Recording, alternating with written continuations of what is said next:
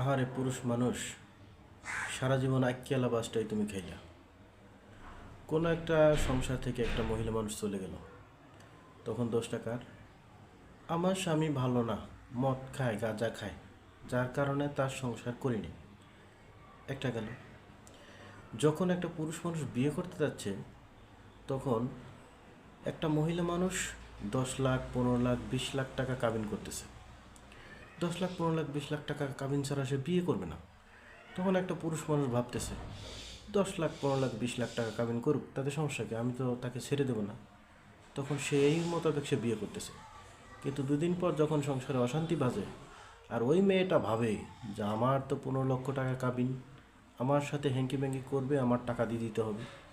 আর সে তখন ভাবে, আমার এই 15 লক্ষ টাকা নিয়ে গিয়ে আমি ব্যাংকে রেখে প্রতি মাসে যে ইন্টারেস্টটা আসবে, এটা দিয়ে আমি আমার জীবন চলে যাব, আমার স্বামী কিসের দরকার। তখন প্রতিটা সংসারেই অশান্তি বাজে। ওই যে 15 লক্ষ টাকা তার কাবিন, দিতেই হবে তাকে ছেড়ে দিলে। তখন সে মেয়েটা ওই তার স্বামীর বোন, বাবা মা কাউকেই দেখতে পারে না, কারণ তার ব্যাকগ্রাউন্ডে আছে 15 লক্ষ টাকা। তখন সে তার বাবা মার সাথেও খারাপ ব্যবহার করে, ওই স্বামীর সাথেও খারাপ ব্যবহার করে। কারণ বাংলাদেশে আর একটা নিয়ম প্রচলিত আছে, পুরুষ নির্যাতনের কোনো মামলা নেই। প্রত্যেকটা ঘরে ঘরে পুরুষ নির্যাতন হয়, কিন্তু নারী নির্যাতনের মামলা আছে, পুরুষ নির্যাতনের মামলা নেই।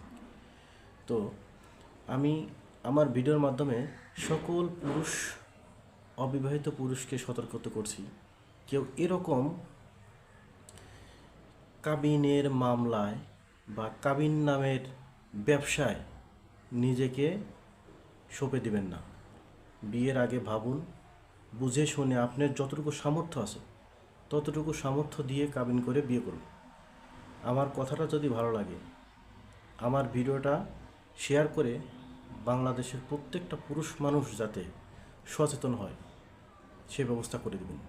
আল্লাহ হাফেজ।